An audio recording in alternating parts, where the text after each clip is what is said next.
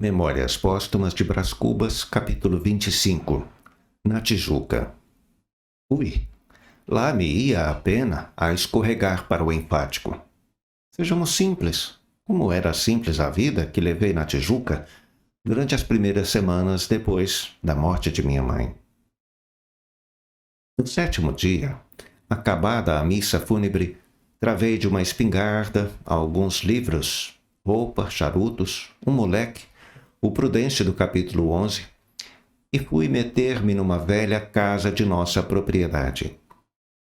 Meu pai forcejou por me torcer a resolução, mas eu é que não podia nem queria obedecer-lhe. Sabina desejava que eu fosse morar com ela algum tempo, 2 semanas ao menos.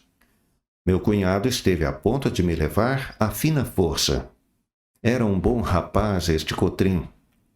Passara de estroina a circunspecto. Agora comerciava em gêneros de estiva, labutava de manhã até à noite, com ardor, com perseverança. De noite, sentado à janela, a encaracolar as suíças, não pensava em outra coisa. Amava a mulher e um filho que então tinha, e que lhe morreu alguns anos depois. Diziam que era avaro. Renunciei a tudo. Tinha o espírito atônito. Creio que por então é que começou a desabotoar em mim a hipocondria, essa flor amarela, solitária e mórbida, de um cheiro inebriante e sutil. Que bom que é estar triste e não dizer coisa nenhuma. Quando esta palavra de Shakespeare me chamou a atenção, confesso que sentia em mim um eco delicioso. Lembra-me que estava sentado debaixo de um tamarineiro, com o livro do poeta aberto nas mãos e o espírito ainda mais cabisbaixo do que a figura, ou jururu, como dizemos das galinhas tristes.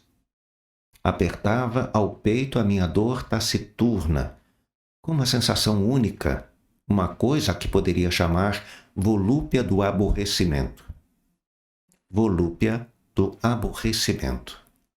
Decora esta expressão, leitor. Guarda-a, examina-a. E se não chegares a entendê-la, podes concluir que ignoras uma das sensações mais sutis desse mundo e daquele tempo. Às vezes caçava, outras dormia, outras lia muito, outras, enfim, não fazia nada. Deixava-me atuar de ideia em ideia, de imaginação em imaginação, como uma borboleta vadia ou faminta. As horas iam pingando uma a uma, o sol caía, as sombras da noite velavam a montanha e a cidade. Ninguém me visitava, recomendei expressamente que me deixassem só.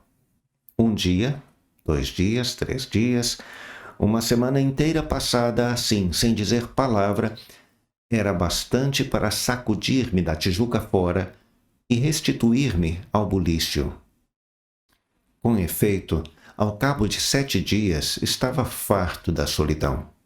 A dor aplacara, o espírito já se não contentava com o uso da espingarda e dos livros, nem com a vista do arvoredo e do céu. Reagia à mocidade. Era preciso viver. Meti no baú o problema da vida e da morte, os hipocondríacos do poeta, as camisas, as meditações, as gravatas, e ia fechá-lo quando o moleque Prudêncio me disse que uma pessoa do meu conhecimento se mudara na véspera para uma casa roxa situada a 200 passos da nossa. Quem? Nhonhô talvez não se lembre mais de Dona Eusébia. Lembra-me. É ela? Ela e a filha vieram ontem de manhã.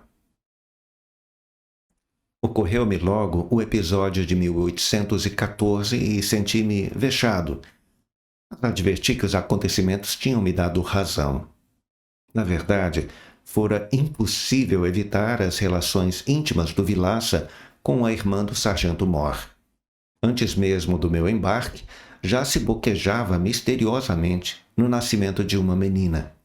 Meu tio João mandou-me dizer depois que o Vilaça, ao morrer, deixara um bom legado à dona Eusébia, coisa que deu muito que falar em todo o bairro.